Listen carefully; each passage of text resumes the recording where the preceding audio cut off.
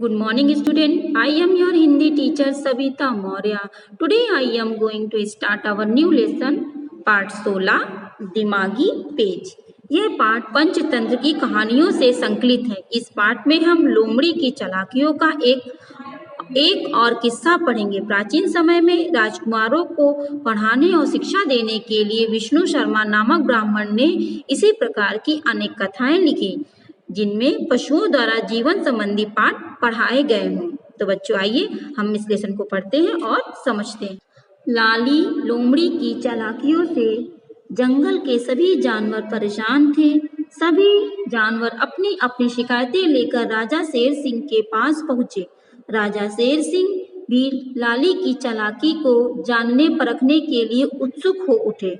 उन्होंने हर कारे तोते द्वारा लाली को दरबार में उपस्थित होने का आदेश पहुंचाया। निश्चित समय पर लाली लोमड़ी राजा शेर सिंह के सामने उपस्थित हुई। राजा ने कहा, हमने सुना है कि तुम बहुत चतुर हो। क्या यह बात सच है कि तुम किसी को भी अपनी बुद्धिमानी से चकमे में डाल सकती हो, बुद्धू बना सकती हो? सब आपका आशीर्वाद है महाराज। वैसे मैं किसी को भी चकमे में नहीं डालती, किसी को उल्लू नहीं बनाती। सब जानवर अपने आप बुद्धू बन जाते हैं, तो मैं क्या कर सकती हूँ? हाथ जोड़कर लोमड़ी ने निवेदन किया। फिर भी हम यह देखना चाहते हैं कि तुम दूसरे जानवरों को कैसे उल्लू बना देती हो। आप तो हमारे अन्नदाता हैं महाराज, भला आपको कोई चकमा कैसे दे सकता है? फिर भी आपका आदेश मेरे सिर माथे। मैं आपके आदेश का पालन करूंगी, लेकिन इस समय मैं कोई कर्तव्य नहीं दिखा सकती, मजबूर हूँ महाराज।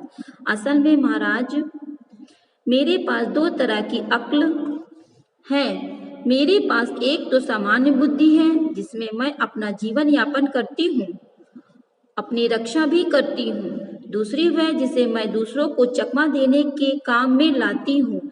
यहाँ आते समय मुझे ये मालूम नहीं था कि मुझे दूसरी अकल का प्रयोग करना पड़ेगा, इसीलिए मैं उसे साथ लेकर नहीं आई। यदि आपकी आज्ञा हो तो मैं घर जाकर अपनी दूसरी अकल ले आऊं।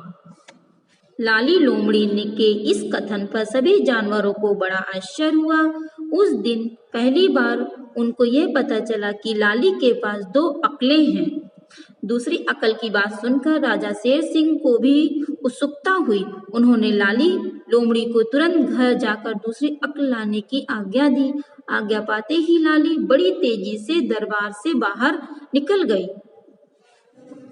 लेकिन सब उसकी प्रतीक्षा करते करते काफी समय हो गया। लेकिन जब उसकी प्रतीक्षा करते करते काफी समय हो गया, तो राजा शेर सिंह ने हरकारे तोते को फिर उसके पास घर भेजा। हरकारे ने लौटकर बतलाया कि लाली लोमड़ी घर पर नहीं मिली। राजा शेर सिंह को बड़ा क्रोध आया। उन्होंने महामंत्री चीताराम को आदेश दिया कि अगले दिन किसी भी तरह उस धूर्त लोमड़ी को मेरे पास लाया जाए। अगले दिन लाली को राजा के सामने पेश किया गया। लाली लोमड़ी, तुमने हमें धोखा दिया। तुम दूसरी अकल लाने के बहाने झूठ बोलकर यहाँ से चली गई। हम सब यहाँ तुम्हारी प्रतीक्षा करते रहे। इसके लिए तुम्हें कड़े से कड़ा दंड भुगतना पड़ेगा। शेर सिंह ने क्रोध से उफनते हुए कहा। लाली लोमड़ी हाथ जोड़कर बोली, महाराज, मैंने तो आपकी ही आज्ञा का पालन किया था। वह कैसे? राजा ने पूछा। लाली लोमड़ी ने उत्तर दिया, महाराज, आप ही ने तो कल मुझे अपनी चतुराई दिखाने के लिए आदेश दिया था। आप स्वयं यह देखना चाहते थे कि मैं कैसे दूसरे जानवरों को चकमा देती हूँ। बस यही दिखाने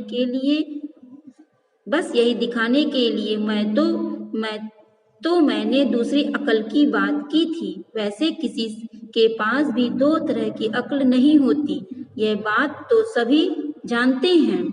लेकिन आपने भी मेरी बात पर ध्यान दिए बिना मुझे दूसरी अक्ल लाने का आदेश दे दिया, तब मैं क्या करती? अब आप ही बताइए कि मैं किसी को चकमा कहाँ देती हूँ? बस अपना दिमागी पेच लगा देती हूँ।